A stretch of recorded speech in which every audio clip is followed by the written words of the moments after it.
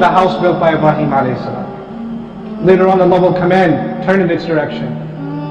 But the first reason Allah gave, openly, was that the Prophet ﷺ was sad.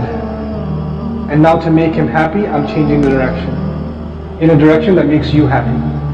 Sallallahu alayhi wa sallam. That the reason we pray towards the qiblah is it pleases Rasulullah. So beautiful.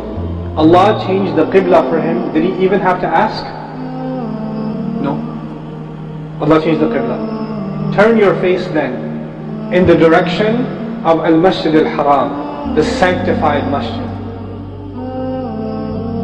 When was the Kaaba built? And who built it first? Because in fact there is a difference of opinion in this regard. Some historians, based on some narrations, those narrations are weak narrations, believe that the Kaaba was first built by the angels.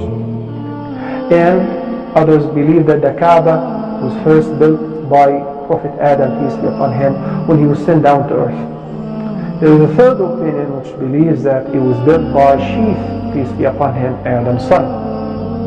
And there is a more wide view which claims that the Kaaba was built first by Prophet Ibrahim, peace be upon him. Allah the Almighty have pointed out to Ibrahim alayhi salam the site of building the Kaaba and designated for him where to erect the construction of the Kaaba. The story begins as follows.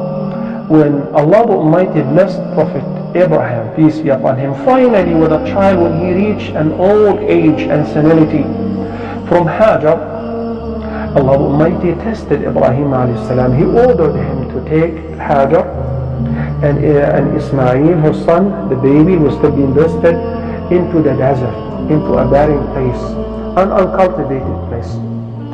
Ibrahim alayhi salam used to live in Asham. So he told them far away to the place which was known as Mecca. When he deposited them in this barren land, as the Quran said, Hajar, peace be upon her, called upon Ibrahim alayhi salam, and she said, are you going to leave us here alone? But he never replied back. She asked him again and again, did Allah order you to do that? He answered in the affirmative, yes indeed he did. At that Hajar alayhi salam was in comfort, and she was assured, and she said, then indeed we will never get lost. Allah will never let this happen.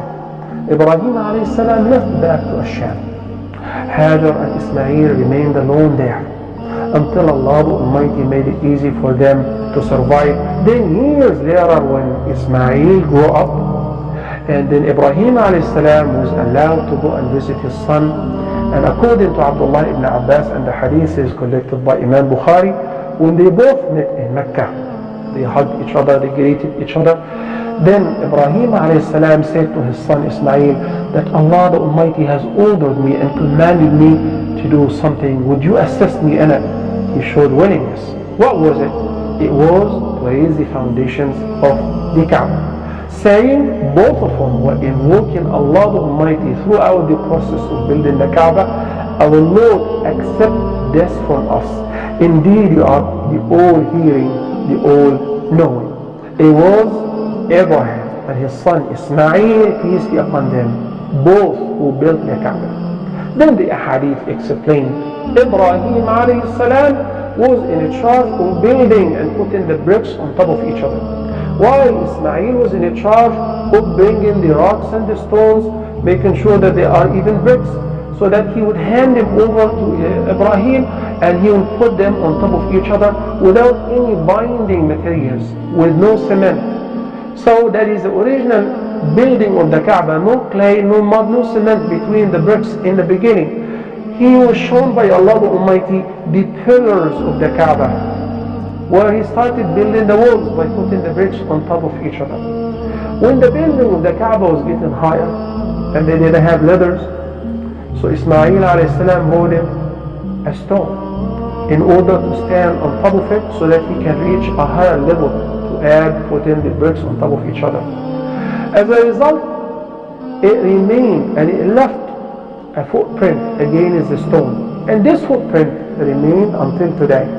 This stone, which had the footprint of Ibrahim alayhi salam, is known as Maqam Ibrahim, the station of Ibrahim alayhi salam. this stone which had the footprint of Ibrahim alayhi salam used to be attached to the Kaaba, very close to the Kaaba. But because the Prophet sallallahu alaihi wasallam once prayed before it, Umar al-Khattab ordered that the stone should be sent distance from the Kaaba in order to allow people to perform tawaf freely. So it was Ibrahim alayhi salam and Ismail who raised the foundations of the Kaaba. While Ibrahim and Ismail both were building the Kaaba, they were busy making this beautiful dua, which is رَبَّنَا تَقَبَّلْ مِنَّا إِنَّكَ أَنْتَ السَّمِيعُ الْعَلِيمُ. And when the Kaaba was built, Ibrahim would constantly stand on the side, look at the Kaaba from far away, see any angle that's out of line, any height that's higher than the other side, and constantly contemplating and thinking the best way that he could perfect the house of Allah subhanahu wa ta'ala. And now the Kaaba is built, but every corner of the Kaaba, 4 corners, they all look the same.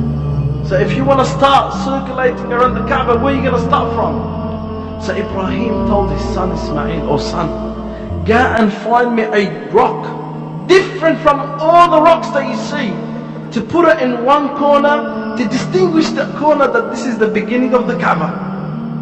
Ismail was so tired, so he told his father, "I feel a bit lazy, tired." Ibrahim told him, "Get up, go and do this." So Ismail got up and he went looking for rocks. Most of the rocks or the stones, they all look the same. After a while, Ismail comes back and he sees his father carrying this white rock to put it in a corner. This white rock, where did it come from? So he told him, "Father, where did you get this white rock from?" He said, "I got it from the one that doesn't need you or gets lazy. Jibreel got it from me from the heavens." And that's the rock that we call the black rock. And now it's black. The Prophet Muhammad sallallahu alayhi wasallam, he says, it was entering, he climbed up above the Kaaba, trying to hide, and he had locked the Kaaba and he took the keys with him. So according to the narration of Al-Wahidi, he became a little bit aggressive. Ali ibn Abi Talib radiallahu anhu took it by force, and he rushed down and he gave Muhammad sallallahu alayhi wasallam the key. They opened the Kaaba, mashallah, they went in. As he came out, he met his uncle Al-Abbas ibn Abdul Muttalib, and he says, "O Messenger sallallahu alayhi wasallam, you know, we are responsible for the Zamzam. We are responsible for quenching their thirst, subhanallah. And if you were to give us this key, the honor would be doubled." The Prophet sallallahu alayhi wasallam at that juncture received revelation from Allah subhanahu wa ta'ala. According to Umar ibn al-Khattab radiallahu anhu, the verse was revealed inside the Kaaba. Narration of Umar ibn al-Khattab radiallahu anhu, he says, when the Prophet sallallahu alaihi wasallam was coming out of the Kaaba, he was busy reading this verse, and we had never heard it before, meaning it was revealed inside the Kaaba. So what is the verse? Verse number 58 of Surah An-Nisa. Allah instructs you to return that which is entrusted to those whom it belongs to. So the Prophet ﷺ called Ali ibn Abi Talib radiallahu anhu and says, "Go back to Uthman ibn Talha, call him and apologize to him because of the manner in which you had treated him earlier, and give him back the key." So Ali ibn Abi Talib radiallahu anhu goes to Uthman ibn Talha, and the man was concerned, he was worried, because moments earlier there was a little bit of harshness in dealing with him, and now suddenly there was an apology, there was some beautiful speech, and the Prophet ﷺ's instruction was fulfilled. Ali ibn Abi Talib radiallahu anhu goes and returns this beautiful key, and he says, "Oh Uthman, this is the key." And he is surprised. He said, "Moments ago you were quite aggressive, and now you are apologizing and coming with this key. What's happening?" He says, "Allah subhanahu wa ta'ala has revealed verses regarding you." And according to the narration of Al-Wahidi, that is the point where Uthman ibn Talha accepted Islam.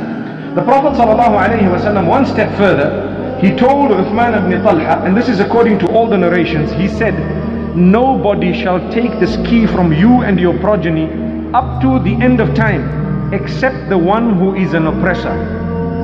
To this day, the same family holds the key of the Kaaba.